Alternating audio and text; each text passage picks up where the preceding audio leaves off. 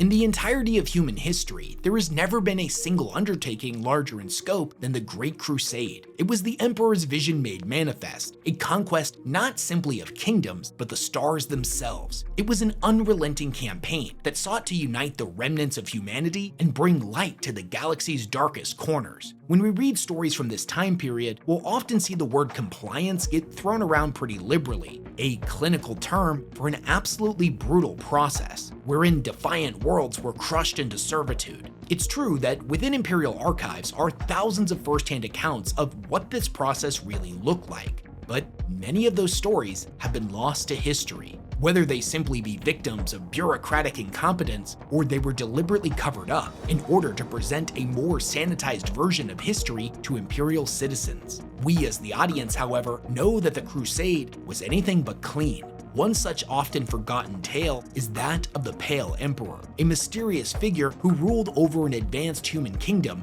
in a shadowy corner of the galactic frontier. All official records of him, his empire, and his people have been erased. But the White Scars remember.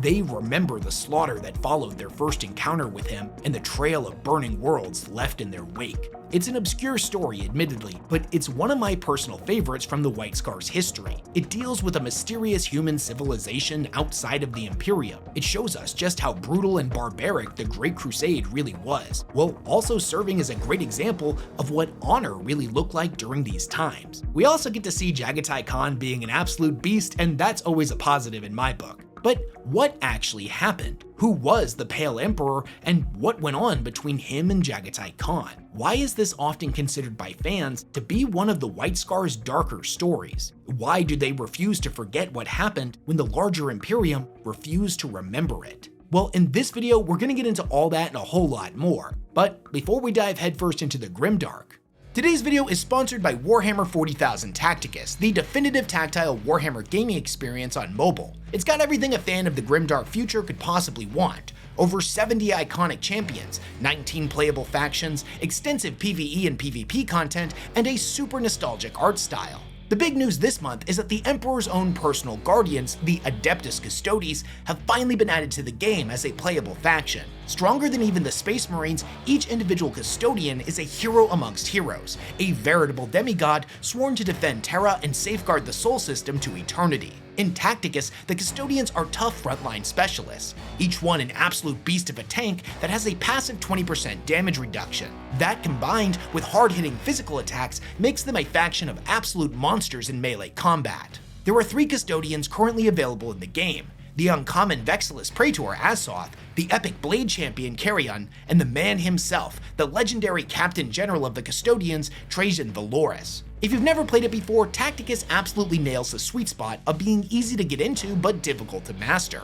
Matches are fast-paced, crunchy, and reward tactical thinking. And the game's got tons of content, from faction-specific campaigns, PvP arenas, salvage missions, co-op guild raids, and monthly events that keep expanding the universe with fresh updates. Whether you're a brand new player or a returning veteran, there's never been a better time to jump in.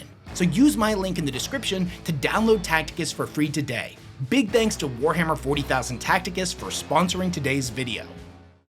There's a story the White Scars tell, not one found in any Imperial archive or cataloged in the annals of Imperial history, but whispered between brothers around the fire, when the stars are low and silence heavy. It is a legend that is passed from one Astartes to the next via oral storytelling for thousands of years, a tale dating all the way back to the Great Crusade and the birth of the Imperium. It is a tale of honor and pride, and the fury of a Primarch whose quest for peace instead brought annihilation to an entire civilization. This is the legend of the Pale Emperor, and the man that burned his kingdom to ash.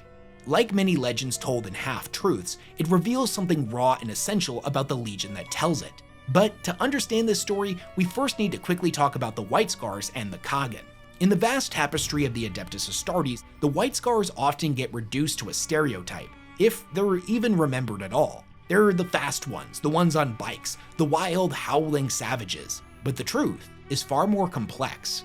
Born from the windswept steeps of Chagoras, the White Scars are warriors of the hunt, inheritors of a nomadic culture rooted in freedom, motion, and sudden, overwhelming violence. Their gene sire, Jaghatai Khan, was a warlord and a philosopher. a poet and an unrivaled master of the sword. He believed in giving foes the chance to yield, but showed no hesitation when it came time to strike. His legion mirrors this duality. They move fast, fight hard, and vanish like ghosts. Where other legions rely on heavy armor, fortress sieges, and brute force, the White Scars strike like a thunderclap, hit-and-run raids, flanking assaults, and sudden decapitation strikes. Their tactics are chaotic to the untrained eye, but deeply methodical beneath the surface. Their organizational structures are a direct reflection of their culture. They are both decentralized and flexible. As a full-strength legion during the Great Crusade, they did not function as a single massive army marching in lockstep. Instead, they operated as a collection of brotherhoods, each led by a Khan with their own customs and war rites. They don't just kill their enemies, they hunt them down, they outmaneuver them, and they break them down psychologically piece by piece. Despite their reputation for being a bunch of savages, which is often propagated by ignorant nobles far from the front lines within the upper echelons of the Imperium, the White Scars are not butchers. Jaghatai taught his sons that warfare should be decisive, honorable, and clean. He believed in building empires, not just raising them. Peace, if it could be won without dishonor, was always preferable to conquest by blood. Honestly, I'm gonna have to do a full deep dive on the Khan soon, as he's one of the most interesting and misunderstood characters in the setting, and he's easily in the top 3 ranking for best Primarch. But the super abridged version of his character that's gonna be relevant in this story is that internally, he is a man at constant odds with the Imperial machine that he helped build. Even after being reunited with the Emperor and given command of the 5th Legion, Jaghatai maintained a deep loyalty to his Chogoran ideals. He believed that true strength lay not in rigidity, but in motion. He stood apart from his brothers as an individual who rejected authoritarianism, even as he served the Imperium. He valued the autonomy of the individual, even while leading conquering armies of genetically modified super soldiers. Whereas Guilliman saw civilization as something to be imposed and regulated, the Khan saw it as something to be guided and never chained. Lorgar saw value in belief and spiritual structure, whereas Jaghatai trusted intuition and personal judgment. The disconnect between himself and his brothers, and to some extent the Emperor, made it so they never really knew where they stood with him. After the onset of the heresy, the Emperor even famously stated that he believed the Khan would be the next to fall, but he never did.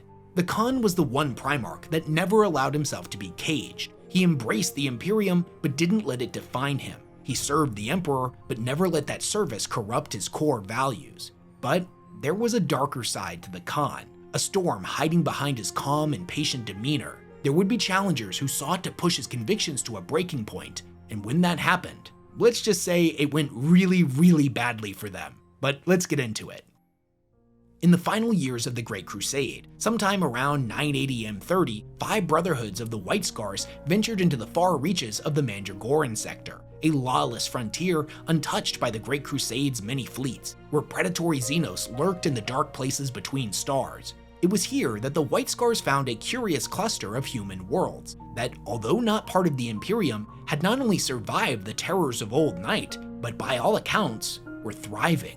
The accounts of the White Scars never named these prosperous people, but they did indicate that they were of pure Terran stock, ancient descendants from the original colonists predating the Dark Age of technology. Their cities were clean and ordered, their technology advanced and well matched for the Imperium, but most importantly, their gene stock was pure. They had not undergone any obvious generational mutations and had no sign of Xenos influence, be that in their biology or cultural identity. For a fleet in the Great Crusade, this was a legendary and rare find like no other.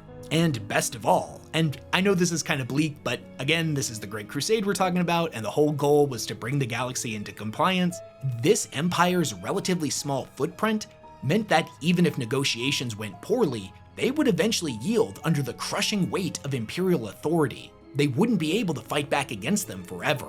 The legend doesn't get into a lot of specifics here, but it claims things ended up escalating really quickly. After Jaghatai's fleet entered their controlled space, he transmitted a message of welcome, of unity and peaceful integration into the Imperium's superior society. And that message did not go over well. They immediately rejected it, and the defending populace descended upon the Space Marines not as lost kinsmen, but a horde of invaders. Now, the Khan is definitely somebody who values peace, but equally, he's more than happy to receive any opportunity he can get to test his warriors against a worthy foe in an honest battle. The ships that engaged the White Scar's cruisers were of obvious human origin. They were tough, sturdy, and hardened by centuries of warfare against raiding Xenos parties. One-on-one, they were a worthy foe in the Khan's eye, but they were also vastly outnumbered by the White Scars, and after only a few short exchanges, their ships were left crippled and burning. Ever the statesman and a builder of empires, the Khan stayed his hand. He was impressed by their tenacity, their ferocity, and their bravery in the face of overwhelming odds. He gave the order to let them withdraw. They had demonstrated honor in their actions, and thus it was returned. There was no need for needless slaughter. Now, the first battle may have been over, but the war was just beginning. Now that the Khan and his legionnaires had secured orbital space, he proceeded with a combat drop planetside. Several squadrons of gunships and landing crafts ferried thousands of Marines into the boreal plains on the outskirts of the planet's main inhabited zone. It was here they met several hundred defenders, each wearing hulking suits of battleplate, armed with beam arms and heavy-bore cannons. They were so large, in fact, that the story claims they were more like tanks than men. The battle didn't get started right away, as they were far too close to the densely populated hive towers of the nearby cityscape. Neither side truly wished to see them destroyed, so as if in silent agreement, they took their time to muster at a safe distance away. That pause wouldn't last, however, and in an instant, it gave way to the deep roar of cannon fire, the staccato of bolter fire, and a cacophony of clashing blades. The enemy's heavy battleplate was resistant to the White Scar's lighter weapons, but it couldn't match their speed. Whereas other legions might have engaged directly, the White Scar's vanguard, mounted on scimitar jet bikes, outflanked and harassed their slower foes, targeting joints and power cables. The enemy, who had been advancing in tight formations, struggled to track the fast-moving Space Marines and their erratic maneuvers. Their cannons were practically worthless, and one by one, cohesion of each formation was broken, and individual targets were isolated and cut down. Following on the heels of the jetbike vanguard came the rest of the White Scars, who deployed heavy weapons and armored vehicles to cripple the enemy's supporting war machines. As gaps began to form, the jetbike squadron seized on the enemy's weak points. It was the Great Khan himself that led the final charge, aimed at the opposing army's heart. His speed and strength were overwhelming, even against these towering foes. Inspired by their Primarch, the White Scars pressed the attack, cutting down the enemy one by one. In the wake of that victory, the Khan once again showed mercy to his foes. He spared their city and chose from amongst his own warriors 3 honored champions that had proven themselves in the previous battle. They were to act as his ambassadors to the Enclave's ruler, each one a shining example of the Primarch's legion, fit to carry his words. From the Khan's perspective, they were a symbol of both his respect for his foe, but also a twofold promise. First, of the strength backing his pledge for peace, unity, and a better life as part of the Imperium, and second, as a warning of the consequences of continued resistance. Through them, he offered the same deal he had extended dozens of times before: serve the Emperor and prosper, or resist and face ruin. This was war made in the Khan's image, the clash of warriors in open and fair battle, followed by an honorable surrender. Not the prolonged slaughter and utter destruction advocated by his brothers and their wayward legions. But his gesture of peace would end up getting repaid in blood. A short time after the 3 emissaries had departed, they were returned to the Khan's encampment in pieces, not slain in honorable combat as was owed to warriors of their caliber, but executed, slaughtered by the guards of the so-called Pale Emperor who ruled these worlds. The Pale Emperor had sent back an answer in the form of their mutilated corpses. Such a despicable, dishonorable, and callous gesture sent the Khan into a quiet rage, not only for the death of his sons, but for the terrible actions he would be forced to undertake in the coming days. The White Scars are not quick to anger, but there are lines you do not cross. That night, the city burned. Its great towers were toppled. Every last inhabitant, both combatant and civilian, was hunted down and slaughtered. There was no quarter, no hesitation. This wasn't an honorable war anymore. It was retribution. From world to world, the White Scars brought death and fire. Their brotherhoods moved like a raging wildfire, both unstoppable and unforgiving. There was no more offers of peace, no hope for surrender, only a scorching trail of ash and blood. Eventually, the White Scars descended upon the Pale Emperor's throne world and marched on his palace turned fortress. Here, they clashed against the finest warriors and war engines he could assemble. But none of it mattered. The White Scars descended like a storm. They broke the gates, shattered the war machines, and silenced every voice in the Emperor's court. All but one. Cornered on the throne he had valued more than the lives of his subjects, the Pale Emperor was the only man left alive in the wake of the White Scars' vengeful assault. Jaghatai Khan stood before him, his armor slick with blood, his blade sheathed. He did not strike. He looked into the eyes of a man who had spat on peace, who had demanded ruin for the sake of pride, and spoke only these words. "You chose this doom. You forced my hand for the sake of your own petty pride. I would like to kill you, to have your blood join that of all the others you have forced me to kill, but I will not. You will remain here and let others know of the price of pride, that we shall not have to sully our blades again."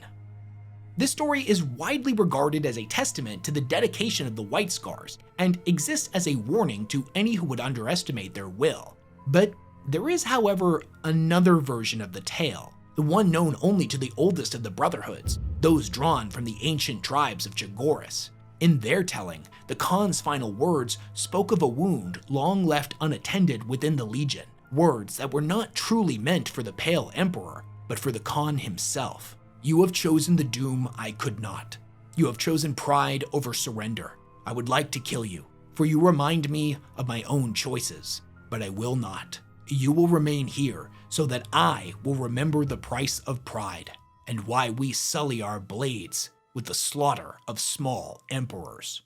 So what do you make of this tale? For me, I think it adds a lot of complexity to the White Scars. It shows that even though the lore, and more specifically the Black Library novels, tends to portray them as beings of pure honor and wisdom that value peace and unity, when pushed too far, they can be just as brutal and savage as everyone else. It gives us a glimpse into the storm hiding behind Jaghatai's calm and calculated demeanor, and if nothing else, it adds a lot of flavor to the Great Crusade. Honestly, if Games Workshop ever decides to do a prequel to the Heresy and we start getting Crusade novels, this is one of those stories that I'd love to see fleshed out a bit further. As it stands, it's kind of just a bit of background fluff in one of the Heresy Black books for the tabletop game. But do you think the White Scars were justified in their actions, or did they go too far? What do you think Jaghatai really meant in the altered version of the story? I've read a lot of books that feature the White Scars in the Khan, but I'll fully admit I'm not an expert on his character and I haven't done any deep research into him, so I'm still kind of mulling this one over myself.